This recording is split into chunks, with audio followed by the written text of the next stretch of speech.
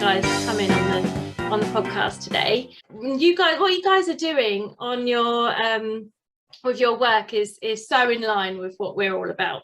So it's really great to talk about art and joy and kind of what we're bringing to people when you're playing your music and doing all your art. But do you guys want to introduce yourself before I really sort of pick on you on what you're up to? Richard, do you want to go first? Sure. My name is Richard Wilmore. I'm the director of storytelling for Hearts Need Art, which is we provide creative support for patients and caregivers. And Marisa. Thank you so much for having us. My name is Marisa Castro, and I'm a musician with Hearts Need Art, and I help provide some of the bedside music and lessons.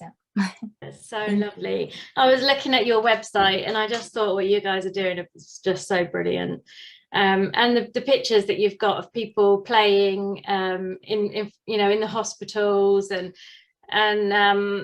you're setting up like gratitude letters for staff. Yeah. It's a really sweet idea, and I'm sure a lot of people have really appreciated what you're doing. Yeah, we're busy.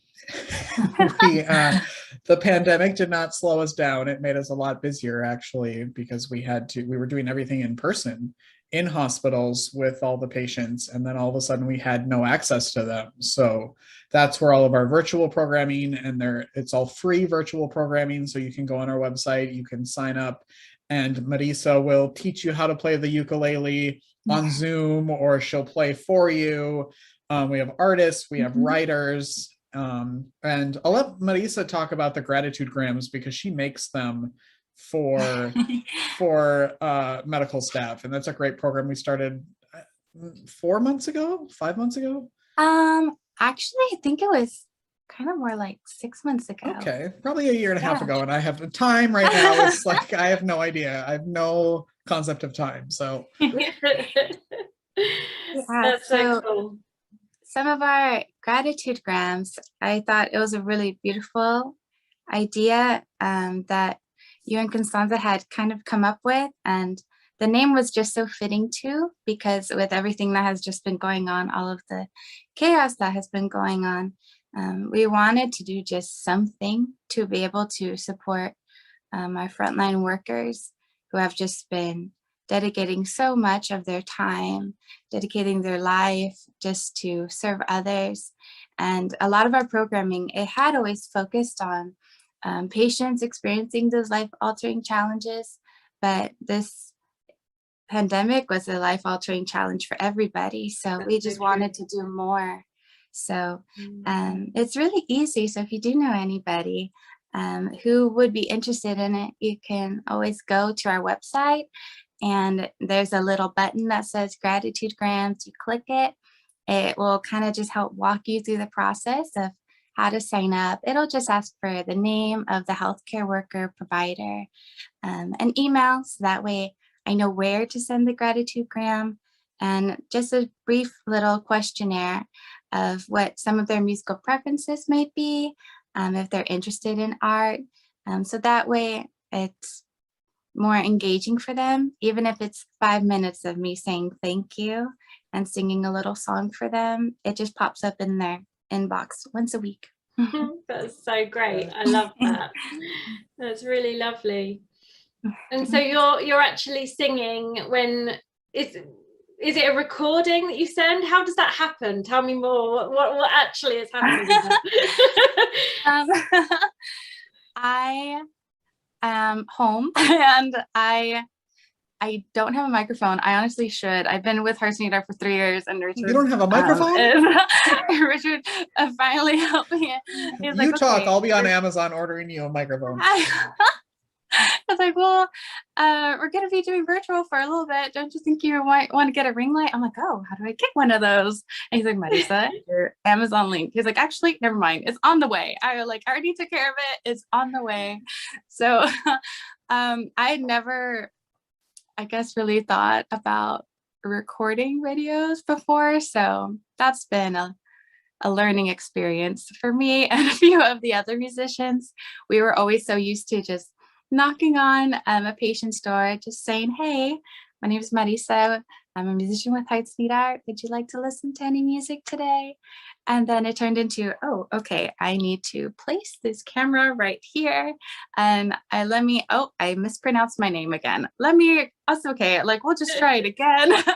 And it's pretty much an all-in-one take deal, just introducing myself and sharing a moment of gratitude. Sometimes it's a prayer.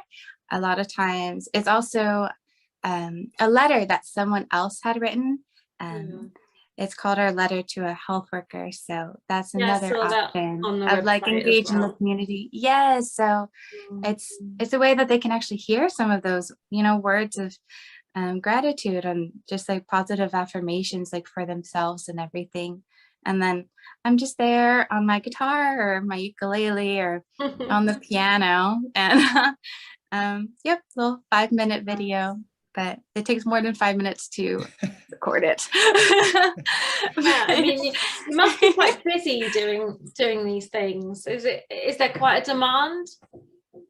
I think it was a matter of being able to kind of find my rhythm, because we were navigating just, okay, how can we now make sure that we're accommodating all of the patients at the hospitals that we are, affiliated with and working with, while also being able to meet the same needs of even patients who maybe went home, now that we made the arts just more accessible via Zoom and everything. So then trying to navigate everyone's kind of essentially office hours. So we all have office hours in addition to our hospital hours. And then that, of course, it looks a little bit different for everybody else, but we try and just spread everyone out. And we're very grateful for Kat and Richard, who had just been tremendously helpful at trying to coordinate everybody. But we're trying to reach the most people that we can. It's definitely been a learning experience. I believe we've sent over 5,000 gratitude grams since it started. That's so true. Yeah. That's amazing. Yeah. That's amazing. So Richard has been with Hearts Need Arts like from a very long time. So Marisa, what is your story? What inspired you to join? And is there a moment where you quickly made up a song for a patient or some moment like that, which is memorable? Oh, of course. So it's actually really interesting how I got, I found out about Hearts Need Art. I was still attending university at the time, and they had a project for one of our classes that was like a local artist that inspires you. And a friend of mine actually had already met and knew about Constanza. So she did her whole project with Constanza, and she went to go visit her and visit Richard and Caitlin. I think she was there at that time too. And she went to go just share a little bit of what Hearts Need Art does. And I watched her presentation. I'm like, what? I was like, I had no idea. Like, that's here in San Antonio. I had no idea. And then I went to go up to my friend to just tell her how much I enjoyed her presentation. And then she told me, she's like, I've been meaning to talk to you because after I went, I just know that a lot of the same just passions that I have and like just really aligned with the values that Hearts Need Art has. And she had wanted to introduce me to Constanza because she thought that it might be a great fit since they were looking for more musicians. So I had been able to reach out, and on the first day, I was really nervous. I didn't know quite what to expect, but I played ukulele for 5 minutes, and then someone had called in. So Constanza said, well, I say we just give it a go today. And she's like, why don't you come along with me? And then like, I can show you just, what a normal day looks like. And then I just wholly went with the flow. And then at the end of it, she said, "You're hired." Well, so she threw you right in the deep end, and then but you must have done okay. It was just a really big surprise to me. I had just wanted to be a part of it any way I could, even just volunteering. And then Richard was walking me down to go get my badge. I'm like, "Oh, I'm getting a badge." She's like, "Yeah, you're gonna work for us." And I was like, "Yes, I'll be here volunteering on Wednesdays." And he said, "No, like, we're going to hire you." He's like, "We want you to work with us. We'll exchange on a money for consistent you. basis." Yes. And I got so excited because I didn't know that I could. So, and 3 years later, I'm still here. So, Wow.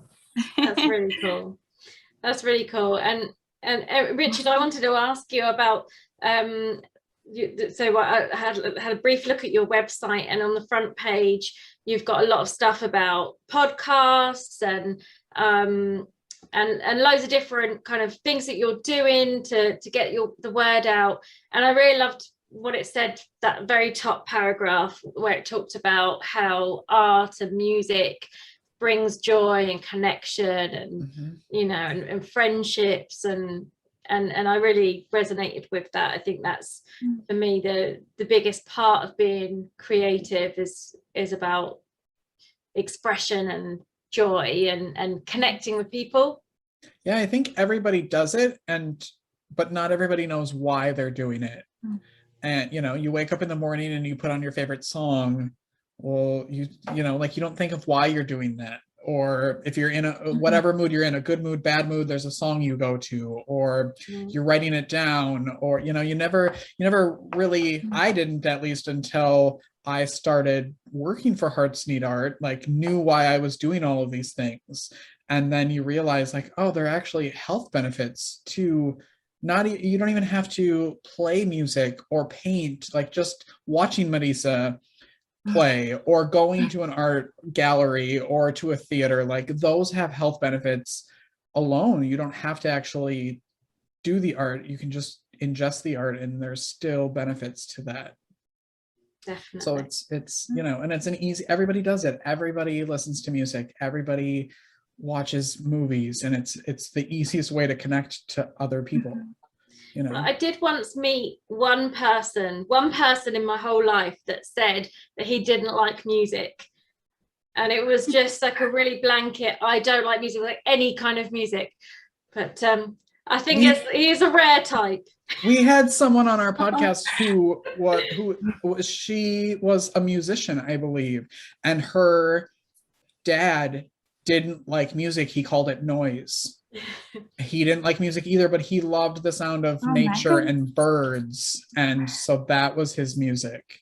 But he didn't like music. She would be in the attic practicing, and he hated it. He called it noise. Stop with all that noise.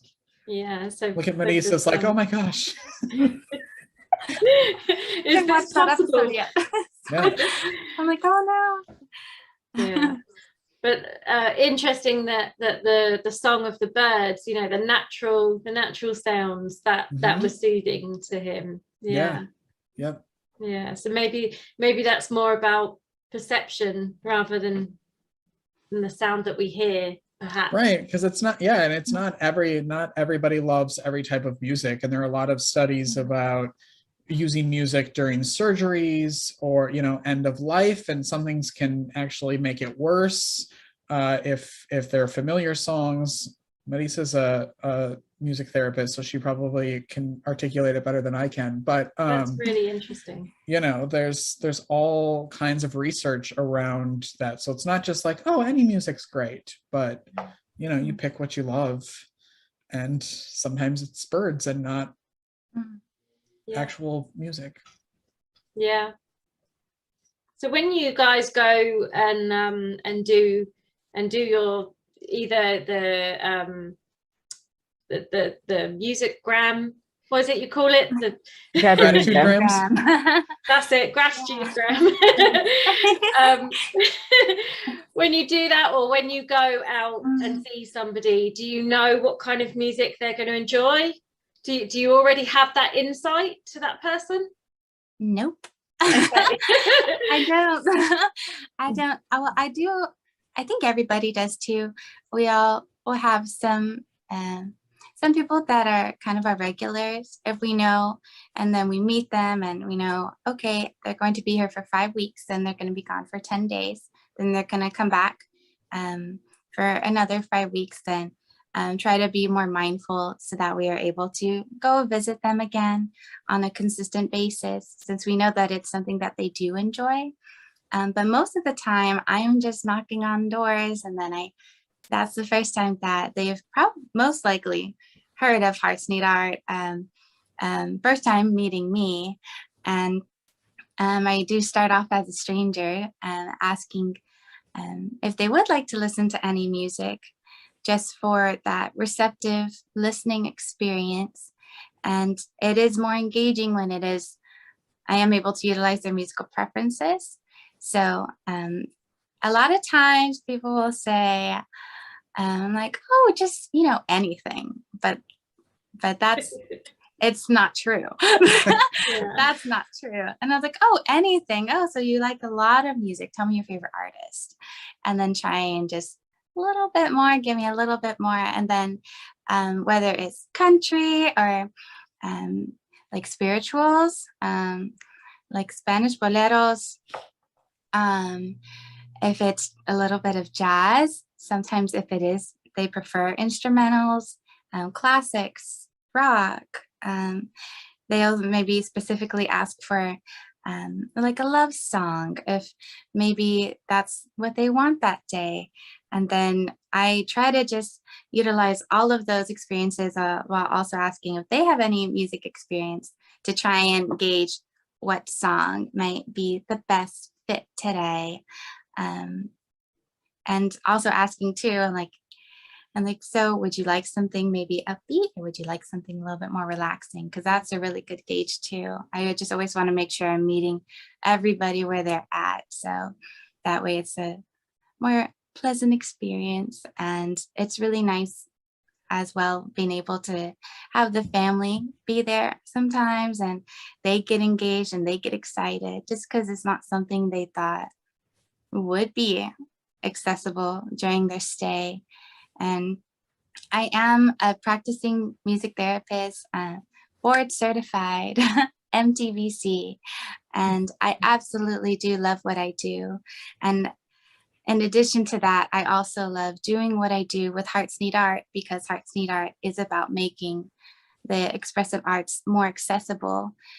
Even if it's just seeing somebody one time and being able to play one song for them.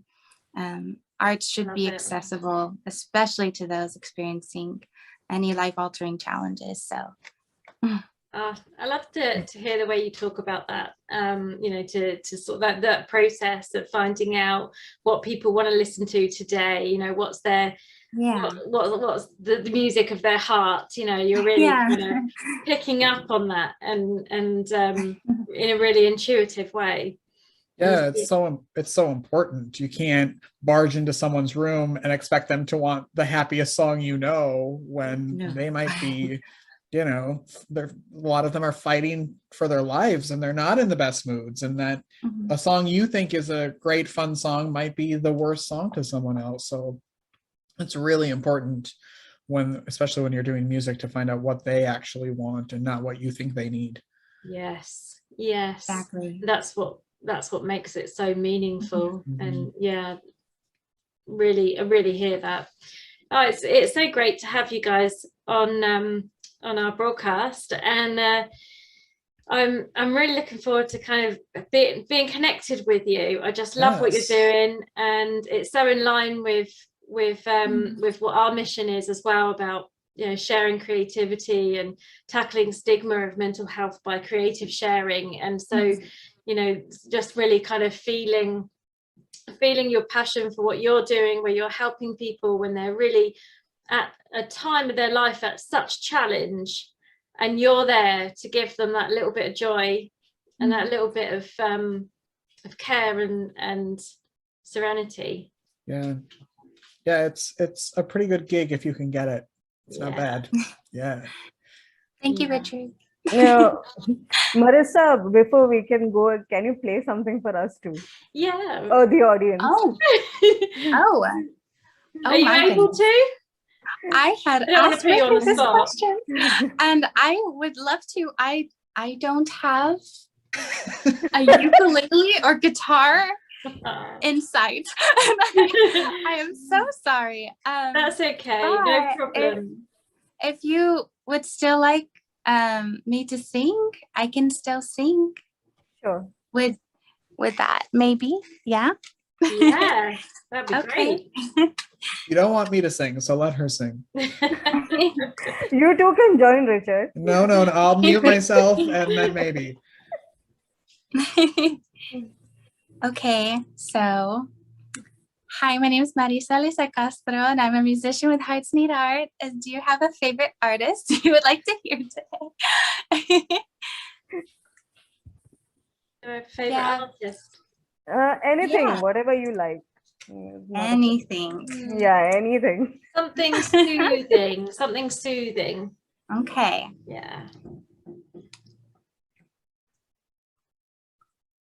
A go-to has always been Over the Rainbow. Yeah, that sounds I was nice. hoping you would say that. That's my favorite song.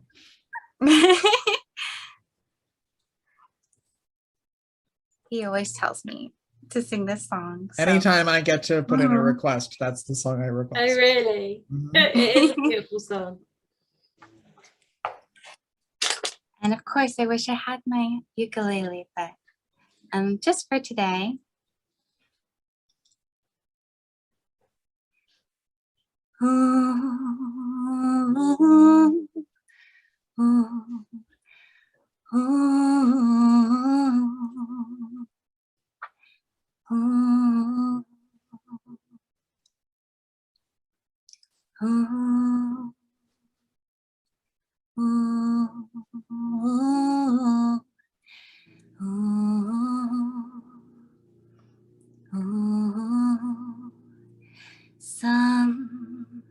Somewhere over the rainbow,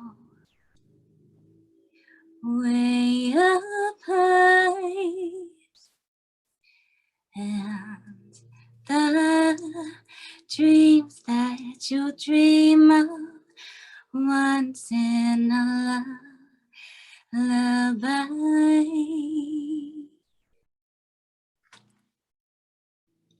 Somewhere over the rainbow, blue birds fly, and the dreams that you dream of, dreams really do come true. Ooh. Someday I'll wish upon a star and wake up where the clouds are far behind me, where troubles melt like lemon drops high above the chimney tops. That's where you'll find me. Somewhere over the rainbow, blue birds fly, and the dreams that you dare to hide, and no, I can't die. Yeah. That was so beautiful. Thank you. Thank you. Thank you. Thank you for allowing me to sing for you at 8 o'clock in the morning. Thank you. It was so lovely. I'll have my ukulele next time. Sure. Really blessed for that you did that for us. Thank you so much. It was so beautiful. And yeah, thank you both for being on our podcast today. I'm really, really grateful to have you and to connect with you. Hopefully we will do something together again soon. Oh, Yes. Thank you for having us. Thank you for reaching out. thank you so much. What you do is so very important.